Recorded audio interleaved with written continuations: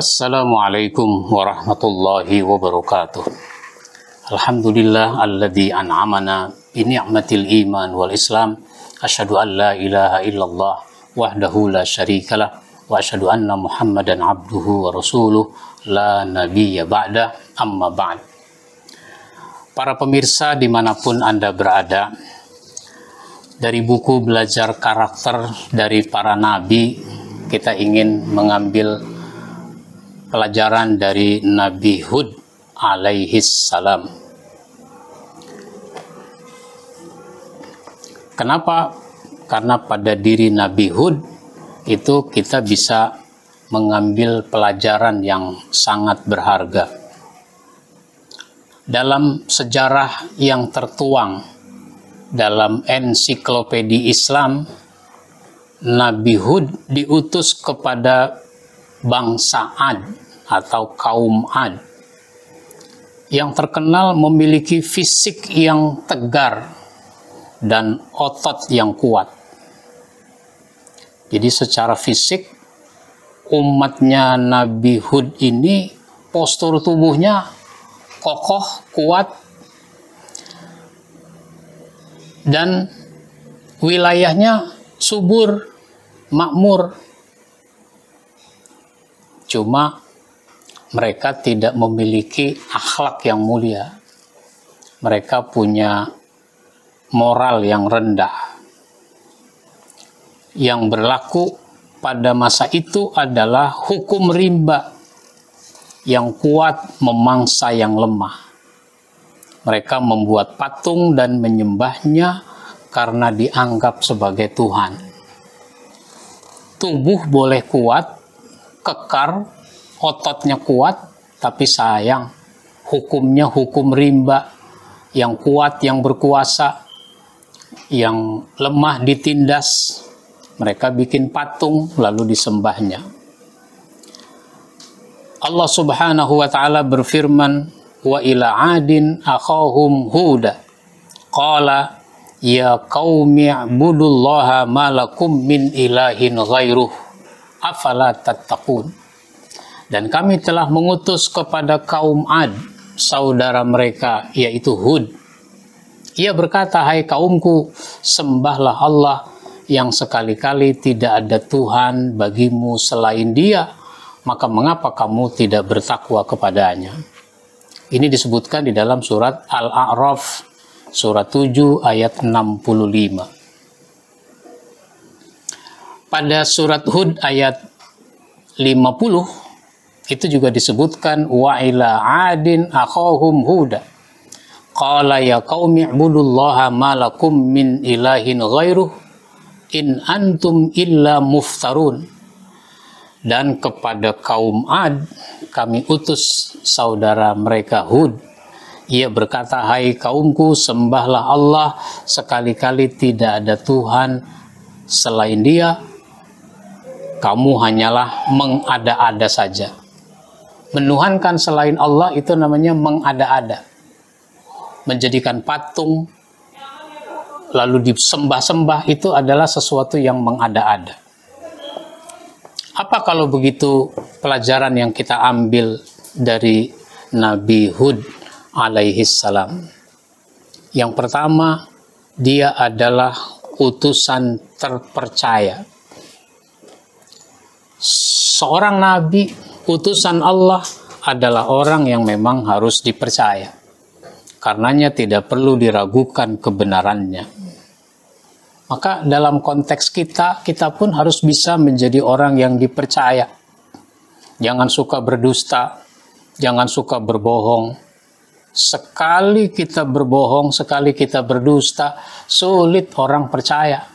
Apalagi kalau kebohongan itu sudah berkali-kali. Sehingga ucapannya sebagus apapun itu tidak berat, dianggap enteng, dianggap angin lalu. Allah Subhanahu wa taala berfirman pada surat Al-A'raf ayat 66. Qalal mala'ul ladzina kafaru min qaumihi inna lanaraka fi safahati wa inna lanazunnuka minal kadzibin. Pemuka-pemuka yang kafir dari kaumnya berkata, sesungguhnya kami benar-benar memandang kamu dalam keadaan kurang akal, dan sesungguhnya kami menganggap kamu termasuk orang yang berdusta. Dia terpercaya, tapi umatnya menganggap dia sebagai pendusta. Oleh karenanya, tuduhan itu tidak berdasar. Maka pada ayat 67 sampai dengan 68, qala ya qaumi laisa bi safahatu walakinni rasulun mir rabbil alamin. Uballighukum risalati rabbi wa ana lakum nasihun amin. Hai kaumku, tidak ada padaku kekurangan akal sedikit pun. Yang benar aja masa saya dianggap kurang waras? Masa saya dianggap orang gila? Tetapi aku ini adalah utusan dari Tuhan semesta alam. Aku menyampaikan amanat-amanat Tuhanku kepadamu, dan aku hanyalah pemberi nasihat yang terpercaya bagimu. Yang dilakukan oleh Nabi Hud ini adalah menyampaikan amanah dari Allah Subhanahu wa Ta'ala. Selanjutnya beliau menegaskan lagi, kazzabat adunil mursalin idz qala lahum akhuhum hudun ala tattaqun inni lakum rasulun amin fattaqullaha wa ati'un. Kaum Ad telah mendustakan para rasul ketika saudara mereka Hud berkata kepada mereka, mengapa kamu tidak bertakwa? Sesungguhnya aku adalah seorang rasul kepercayaan yang diutus kepadamu.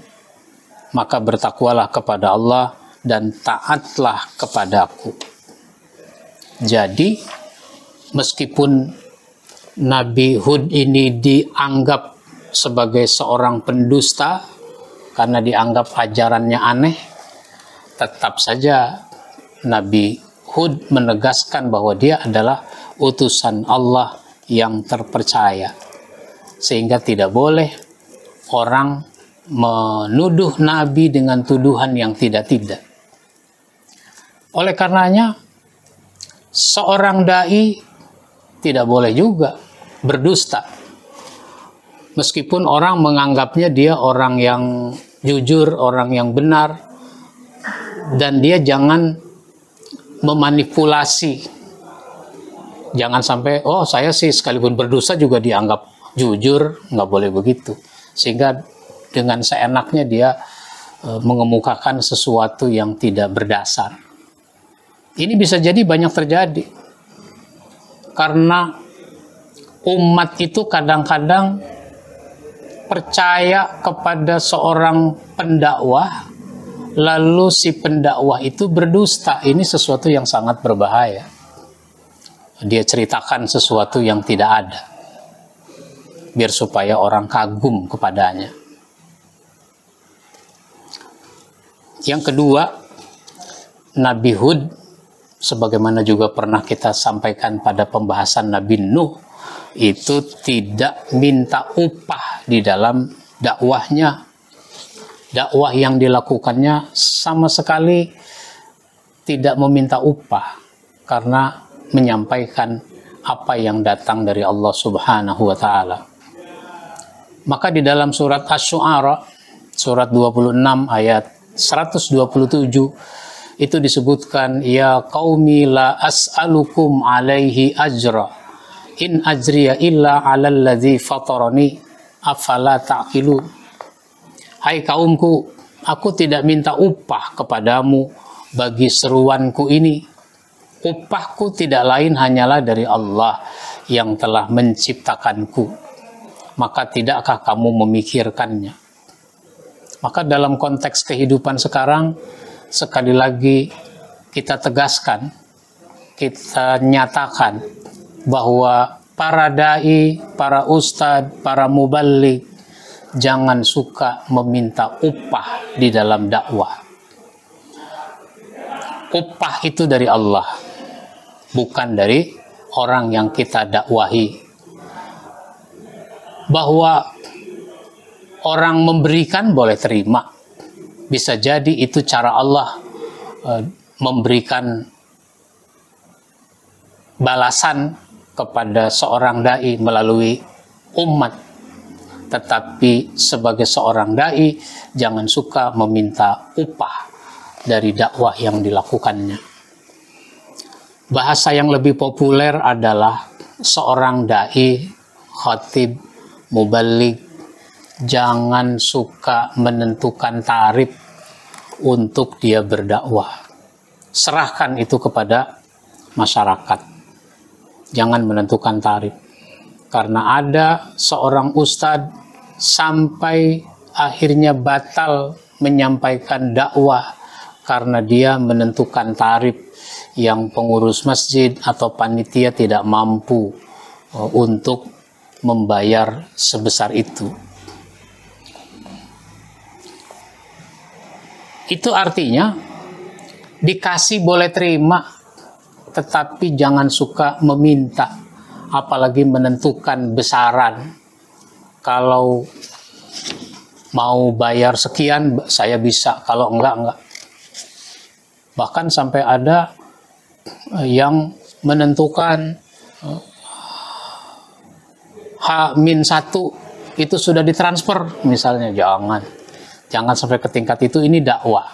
Maka dipertegas di sini bahwa Nabi Hud sebagaimana Nabi Nuh itu juga tidak meminta upah di dalam dakwahnya.